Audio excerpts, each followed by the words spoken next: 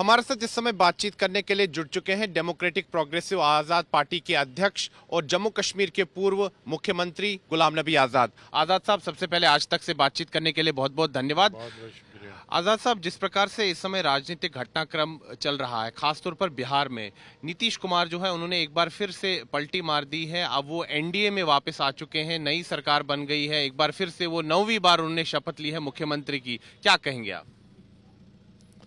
देखो, अपने आप में तो एक रिकॉर्ड तो उन्होंने कायम किया है और ये नई बात है। और लेकिन उसके साथ साथ जो इंडिया अलायंस था उसको बहुत धक्का भी लगा है। और मेरे हिसाब से पॉलिटिकल कैलकुलेशन के हिसाब से अगर अपोजिशन को सबसे ज़्यादा लाभ कहीं होने वाला था तो वो बिहार में ही होने वाला था, क्योंकि दूसरी स्टेटों में जहाँ भी अलायंस है तो वहाँ एक ही पार्टी के लोग हैं। दूसरे अलायंस को वहाँ लेने और देने के लिए कुछ भी नहीं है।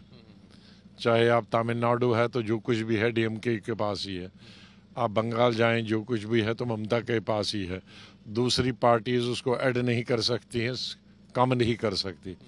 लेकिन ये एक बिहार का अलायंस था जो नीतीश के आने से परफेक्ट अलायंस बनता था और नीतीश के जाने से वो अलायंस टूटा और अपोजिशन को बहुत नुकसान हुआ। आजाद साहब, जेडीयू ने कहा है कि नीतीश कुमार ने काफी प्रयास किए कि सभी जो विपक्षी पार्टियां हैं वो एकजुट हो, और कांग्रेस पार्टी को भी उन्होंने जो है साथ में लाने का प्रयत्न किया। लेकिन जेडीयू का आरोप है कि कांग्रेस जो है कभी भी गंभीर नहीं थी विपक्षी एकता को लेकर, और न तो सीट बंटवारे पर कोई बात बन पाई, न तो संयोजक कन्वीनर बनाना था इंडिया अलायंस का, उस पर कोई सहमति बन पाई।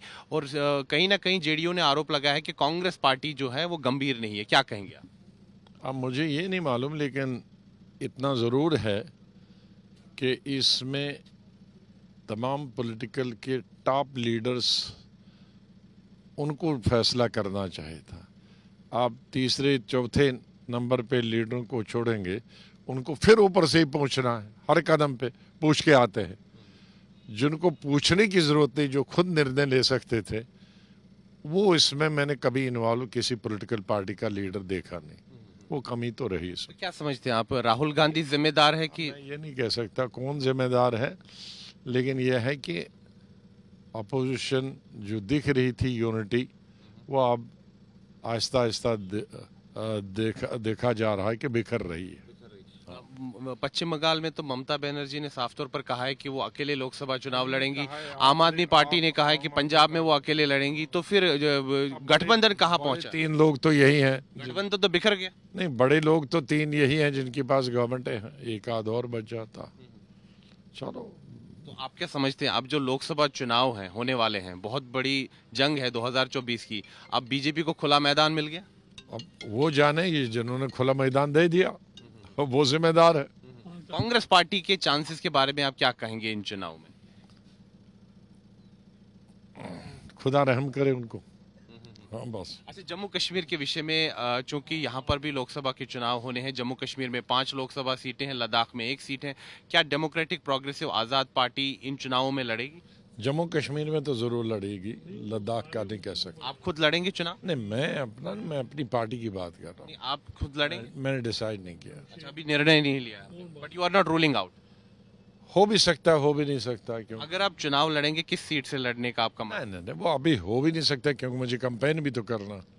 मेरे लड़ने से ज्यादा जरूरी है कैंपेन करना सबकी।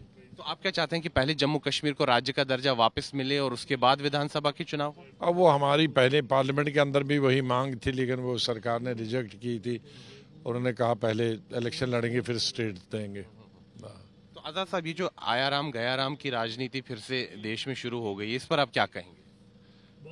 शुरू तो बहुत पहले से थी, अब ये है कि अभी क्लाइमेक्स पे पहुंच रही है। तो आप इस राजनीति के बारे में क्या कहेंगे?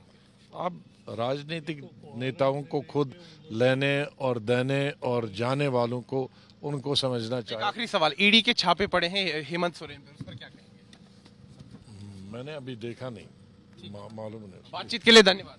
Okay, thank you. तो ये थे जम्मू कश्मीर के पूर्व मुख्यमंत्री गुलाम नबी आज़ाद और साफ तौर पर इन्होंने कहा है कि विपक्षी पार्टियां जो हैं कभी भी गंभीर नहीं थी, जहां पर एकजुटता की बात होती थी। और उन्होंने कहा है कि अब ये जो विपक्षी गठबंधन है ये बिखराव की कगार पर है। वीडियो जर्नलिस्ट नीरज कुमार के साथ मैं सुनील भट्ट, जम्मू आज तक।